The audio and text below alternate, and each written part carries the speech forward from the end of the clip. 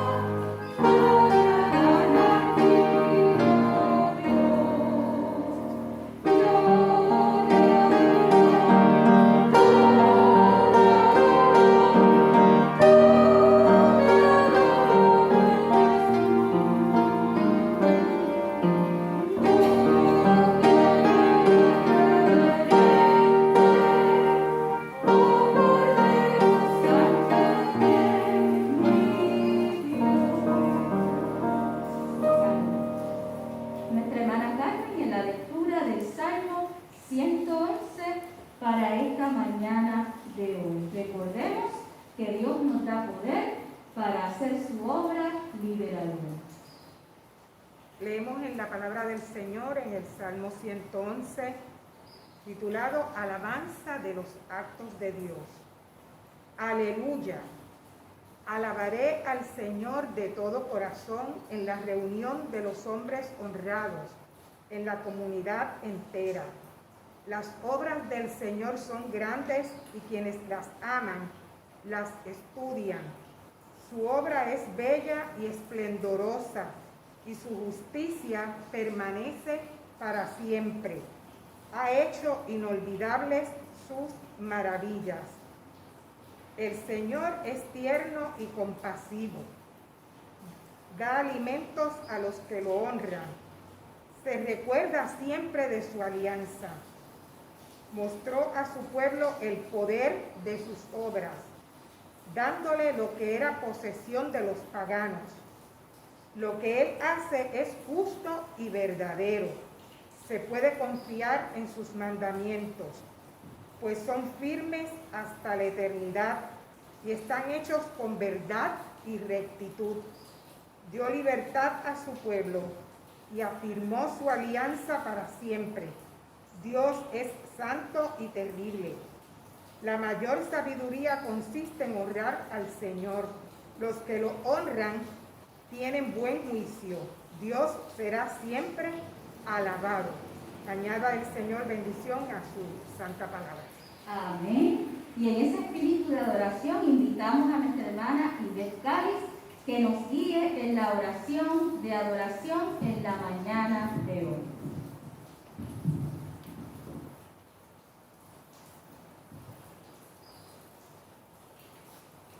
Oremos.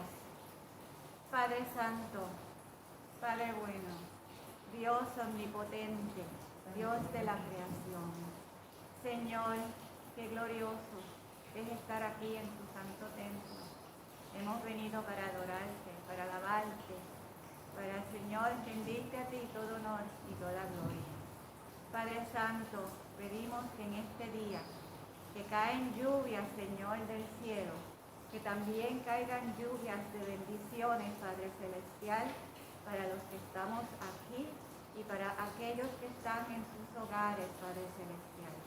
Que tu presencia nos acompañe, no solamente durante este día, sino en la semana que viene, Padre Santo. Amén. Gloria a ti, mi Dios, siempre, y te alabamos, te adoramos, Padre Celestial, y oramos en el nombre de tu Hijo amado, nuestro Redentor, nuestro Salvador, nuestro amigo y nuestro hermano, Padre Santo. Gracias, Señor. Amén. Amén y amén. Y con gran esperanza y fe entonamos el himno 159 de nuestro himnario de vida cristiana, titulado Cuando combatido por la adversidad. Nuestra hermana Carmen Teresa nos acompaña al piano.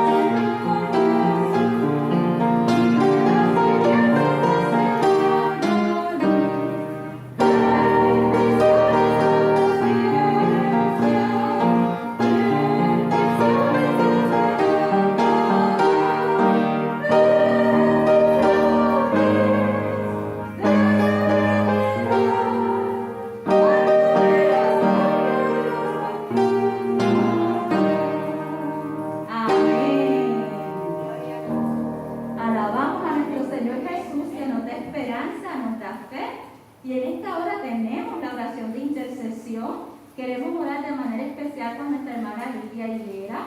Así que Lidia, ¿verdad?, ha tenido sus momentitos de quebranto de salud. De igual manera por nuestro hermano Carlos, ¿verdad?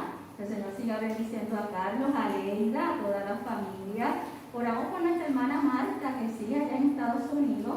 Y esta Navidad fue una Navidad para ella difícil en términos, ¿verdad?, de su salud respiratoria y toda su condición, ¿verdad?, pulmonar. Así que, Marta, te enviamos nuestro saludo y nuestro abrazo a Paulina, a Eduardo, a Margarita, a Jerry, a toda nuestra gente amada y querida que se encuentra en los Estados Unidos en esta hora y que necesitan nuestra oración. De manera especial presentamos a la hermana Katy Anaída, que también están en sus procesos médicos, ¿verdad? Y hay momentos en que esa salud se complica un poco, ¿verdad? Y hay que trabajar y manejar las cosas, así que oramos mucho por Katy, porque ella está al cuidado de su salud, pero también velando por Anaída, que ha estado un poquito quebrantada. Así que nuestra lista es larga. Sabemos que hay diferentes condiciones de salud. Estos días, ¿verdad?, en el contacto que hemos tenido telefónico, gracias a Dios la mayoría de nuestros hermanos y hermanas van caminando bastante bien, pero dentro de eso siempre hay algunas urgencias que atender. Así que vamos a tener esta palabra de oración por todos los enfermos de nuestra congregación. Amado Señor, oramos en el nombre de Jesús, nombre que es sobre todo nombre. En esta hora, cada hermano y hermana de nuestra iglesia está en nuestra oración, en nuestro corazón, en nuestro pensamiento. Traemos ante ti, Señor, estas peticiones que hemos compartido, que de manera muy especial Lidia puede experimentar tu acompañamiento cercano en este momento de su vida. De igual manera Carlos y Leida, que cuidan de ella y también tienen sus luchas de salud. Señor, te presentamos a Marta, bendícela, sosténla, Señor, con tu diestra, con tu gracia, y dale fortaleza a todos sus sistemas respiratorios, y las peticiones de su corazón están ante ti. Padre eterno, te presentamos a Francisco. Bendice a Francisco y a María, Señor. Mira sus momentos nuevos, Señor amado, por todos los cambios que este año han traído para sus vidas. Sosténle, Señor, a Francisco en el hogar de cuidado, a María también en su casa, y ayúdales en esta jornada, Padre eterno. Te presentamos a nuestra gente de Caimito, Juanita, Dimaris, Señor amado, cada una de sus familias, Padre eterno, que tu diestra y tu justicia, Señor, les ampare y les sostenga.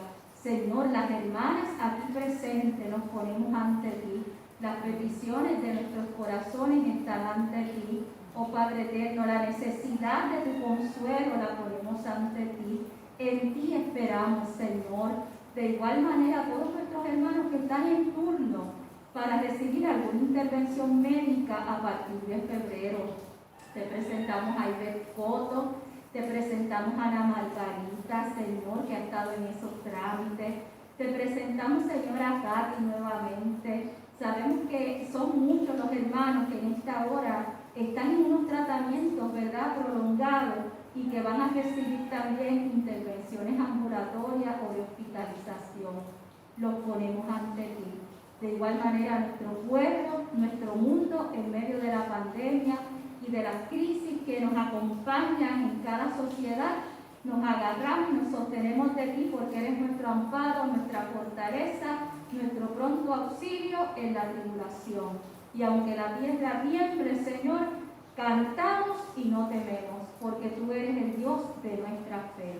Gracias, Señor, y en el nombre de Jesús hemos orado. Amén y amén.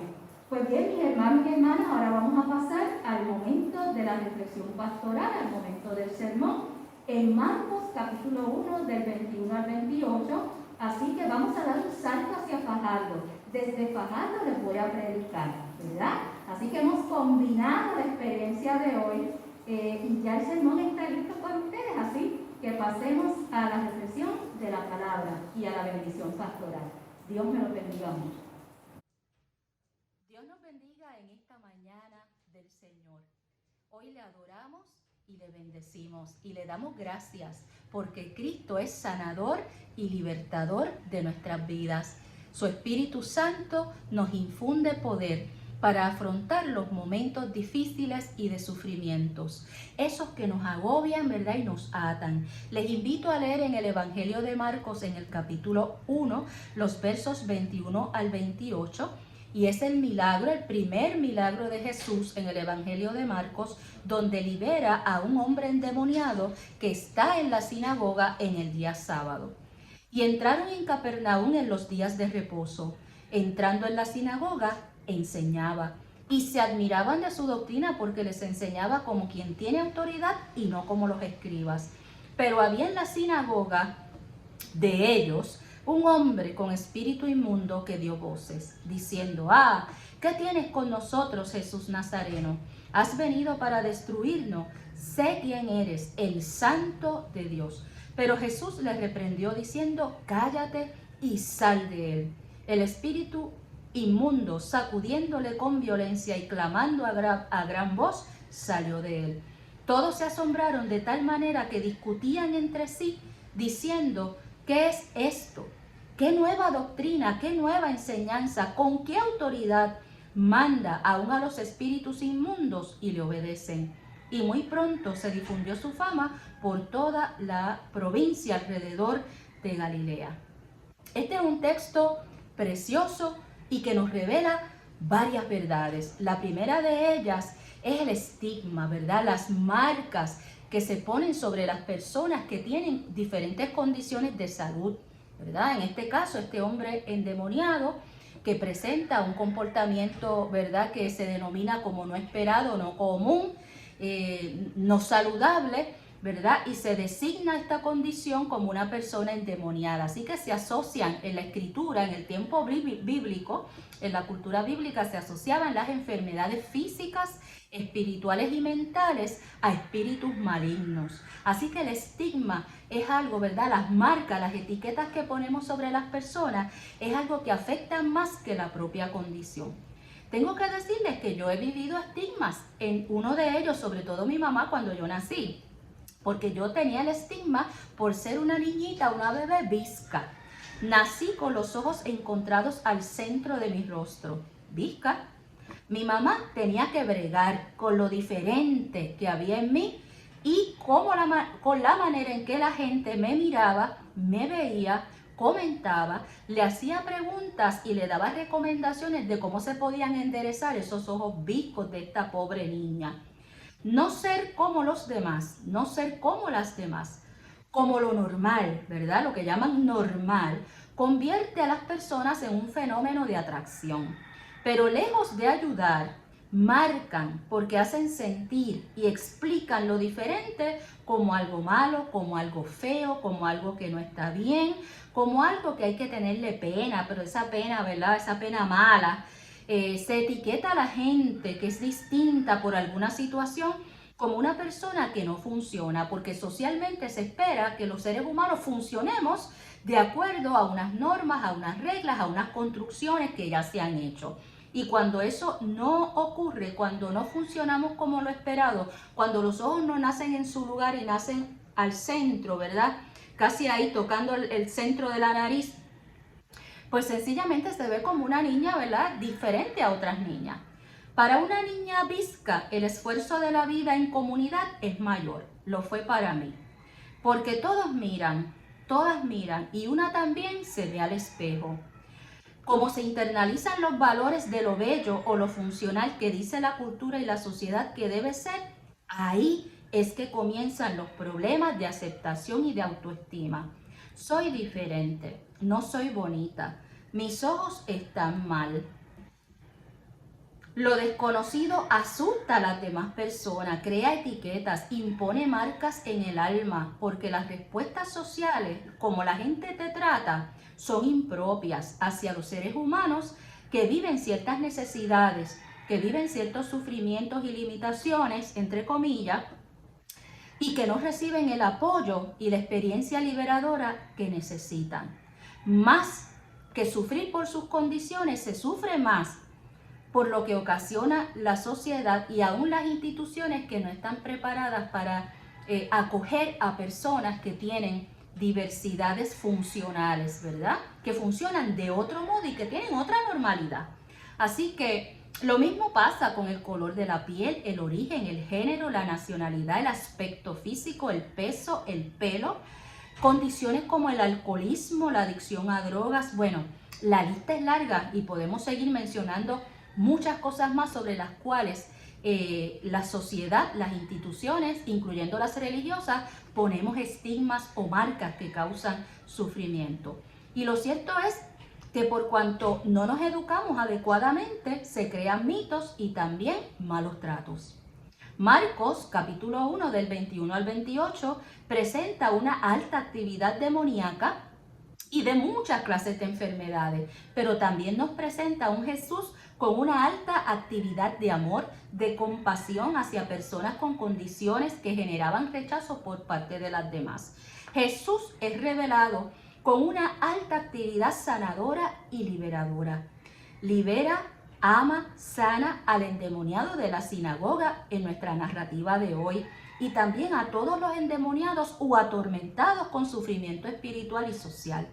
Sana a la suegra de Pedro que está en cama con fiebre, y aquí hay doble estigma. Primero, es una mujer que debe hacer las tareas domésticas, no debe estar en cama, y segundo, está disfuncional porque tiene fiebre y no puede llevar a cabo las tareas que se esperan.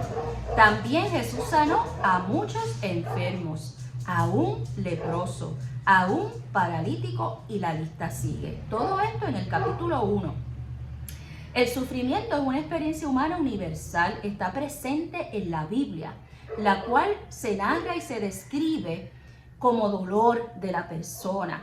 Por ejemplo, en los salmos de sufrimiento, de tristeza, de angustia del salmista, o los personajes de las narrativas de los evangelios, como lo es el endemoniado de hoy. También la Escritura narra y describe todos los sufrimientos que pasó el pueblo de Israel y la comunidad cristiana del primer siglo. Así que el sufrimiento ocurre en personas, en familias, en grupos, comunidades o en todo un país. El sufrimiento está relacionado con padecer dolor, aflicción, malestar físico, espiritual, moral. El sufrimiento toca toda la vida del ser humano, pues las enfermedades, las crisis y los eventos fuertes o traumáticos interrumpen nuestro curso habitual de vida. Y en este sentido, el Evangelio de Mateo nos presenta gente cansada, fatigada, marcada por los estigmas sociales y religiosos, gente que había perdido la esperanza, que había dejado de creer en sus instituciones y por eso seguían tanto a Jesús, ¿verdad?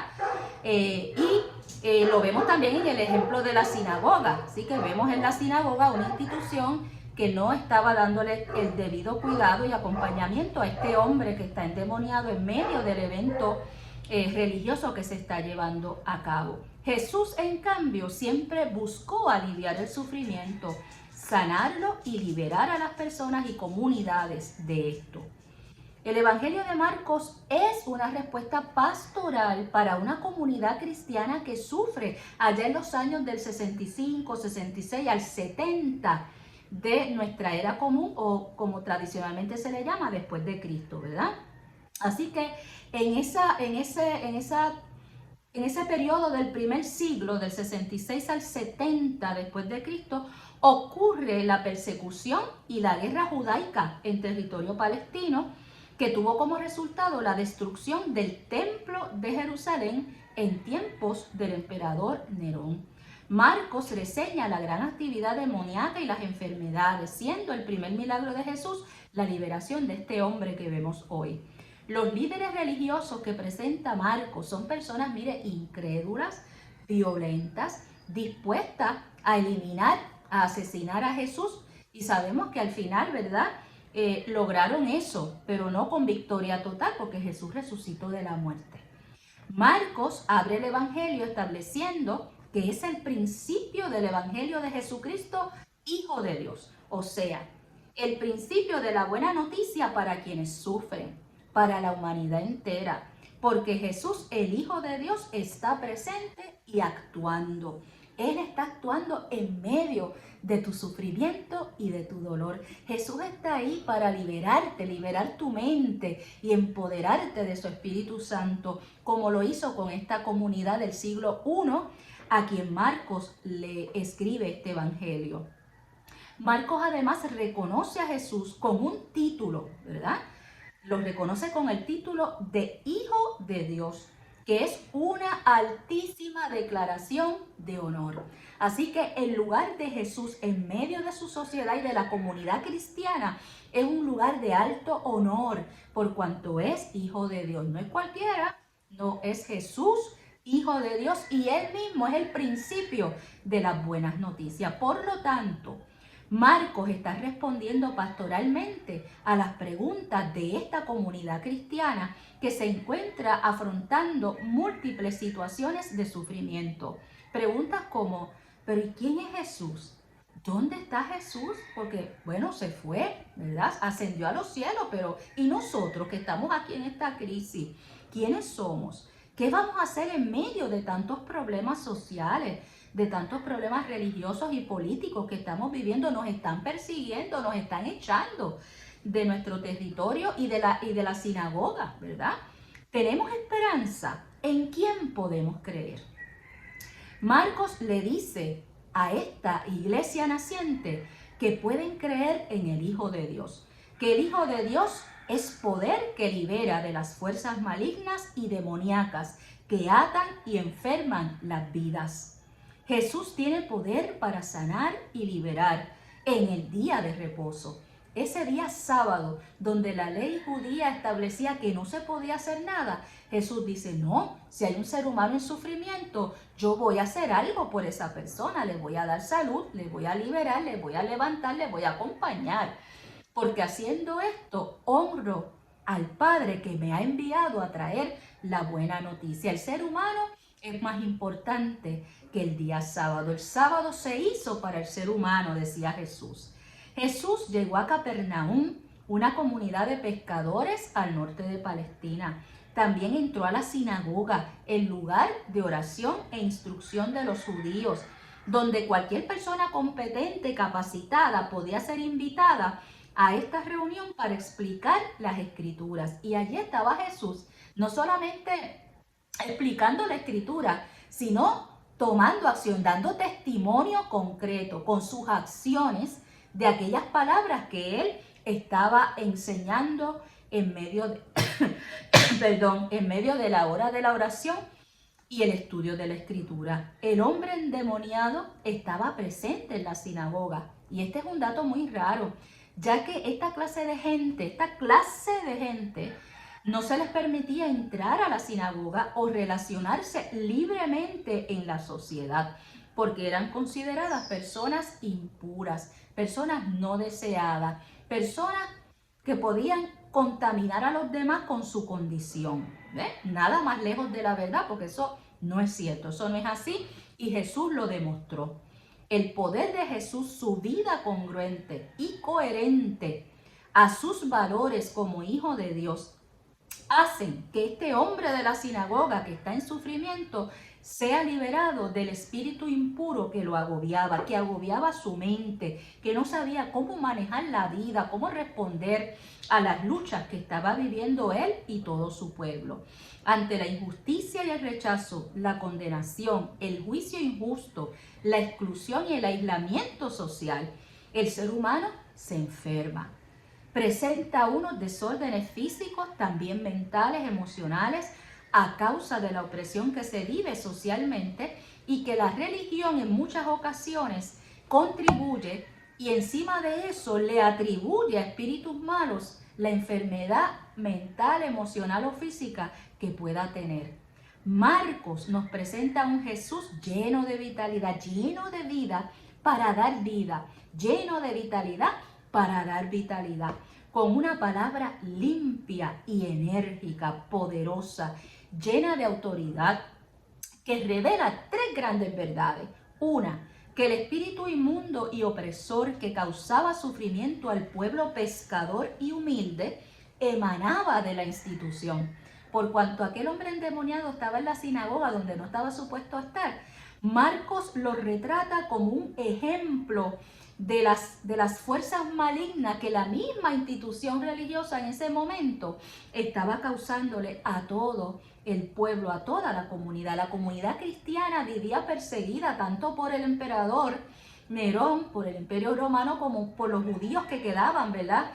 Operando después de la guerra judaica del año 66 al 70. Así que nos establece la primera verdad, Marcos le establece la primera verdad a la comunidad cristiana.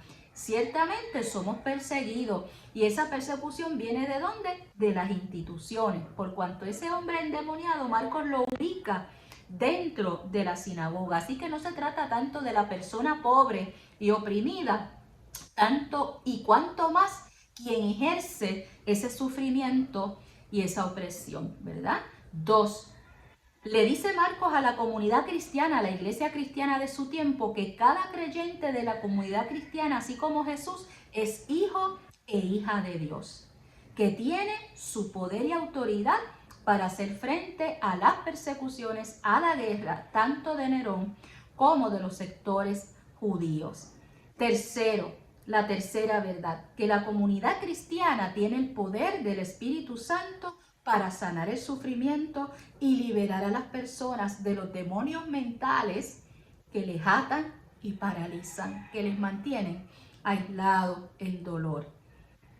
Marcos les devuelve la fe, les devuelve el sentido de pertenencia, les devuelve el sentido de integración a la comunidad.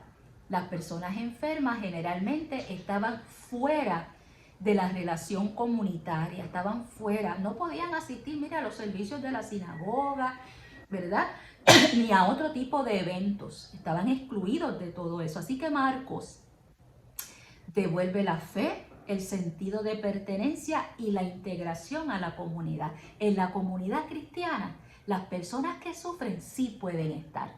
Las personas enfermas sí pueden llegar. Las personas a quienes podamos pensar que están endemoniadas o que están realmente afectadas espiritual y mentalmente, esas personas sí pueden llegar. Y no se trata de demonios por allá de los cielos, ¿verdad? No, se trata de la historia, de la vida aquí, que nos puede generar, ¿cómo les digo? Como una incapacidad, como una atadura que no nos deja mover, ¿verdad? Que nos estanca, que nos detiene, que nos hace sentir miedo, nerviosismo, ansiedad, depresión, todas esas cosas. Así que Marcos le devuelve a esta comunidad que se pregunta tantas cosas sobre Jesús, sobre Dios y sobre la fe, les devuelve esa fe, ese sentido de pertenencia y ese sentido de integración. A esta comunidad de fe, la gente oprimida puede venir porque no va a ser rechazada, sino liberada. Marcos les devuelve el amor por la vida, porque testifica a un Jesús que les ama sin etiquetas o sin señalamientos, sin señalarles como gente disfuncional. El evangelista le da la buena noticia de que son hijos e hijas amados de Dios y que pertenecen a una comunidad de fe y que son capaces de transformar el mundo con el poder del Espíritu Santo. La buena noticia de Jesucristo es que hay esperanza, mi gente, que se puede mirar el futuro con esa esperanza de Dios y podemos construir desde este presente con mucho amor, viviendo el amor liberador de Dios de unos para con otros y otras, ¿verdad? Podemos construir algo nuevo sobre estos sufrimientos y transformar el lamento en baile, en danza de Dios, como dice el Salmo 30. Cuando las instituciones dejan de servir, el reino de Dios y su justicia sirve, transforma y libera. No marques a nadie, no pongas etiquetas, no condenes, no enjuicies, ¿verdad? No marques a nadie. Que tu palabra y tu fe sean para liberar. Sé libre en el nombre de Jesús. Amado Dios, estamos ante ti. Pongo a esa mi iglesia delante de tu presencia. Te pido que bendigas a cada uno de mis hermanos y hermanas. y que en esta hora aquellos y aquellas que sientan opresión y sufrimiento en sus almas y en sus corazones y en sus cuerpos, tu Espíritu Santo envíe esta palabra poderosa del Evangelio y libere. Y va en el nombre de Jesús, porque es Jesús quien desató las cadenas de dolor de este hombre en la sinagoga. Fue sábado ese día, hoy es domingo y tu poder sigue obrando la misma liberación. Bendice mi gente, fortaléceles. Nuestra Iglesia Evangélica Unida de Puerto Rico, nuestra congregación de Roosevelt, fortalécenos a todos y llénanos de tu esperanza y de tu fe y que podamos abrazar a todas las personas sin distensión, sin prejuicio y que podamos dejarles saber que Jesús les ama y les libera. Reciban en esta hora poder y gracia de Dios. Dios les bendiga mucho, les amo. Ahora tengamos la oración de bendición. Amado Señor, bendice a tu pueblo con paz. En esta semana que comenzamos hoy, guíanos con tu espíritu y ayúdanos a llevar esta palabra que hemos recibido hoy a través de toda la semana a todas las vidas. Así pues, Señor, nos despedimos unos de otros de estos medios, pero no de tu presencia. Y recibimos la bendición de Dios creador de nuestras vidas, que nos creó bien, así como nacimos, nos creó bien, así somos, ¿verdad? Bendícenos en el nombre de tu Hijo Jesús, nuestro Salvador y Libertador, y en el nombre del Espíritu Santo, quien nos da poder para vencer. Amén y amén. ¿Cuántos dicen amén? Amén. Amén. Dios los bendiga. Nos vemos el domingo.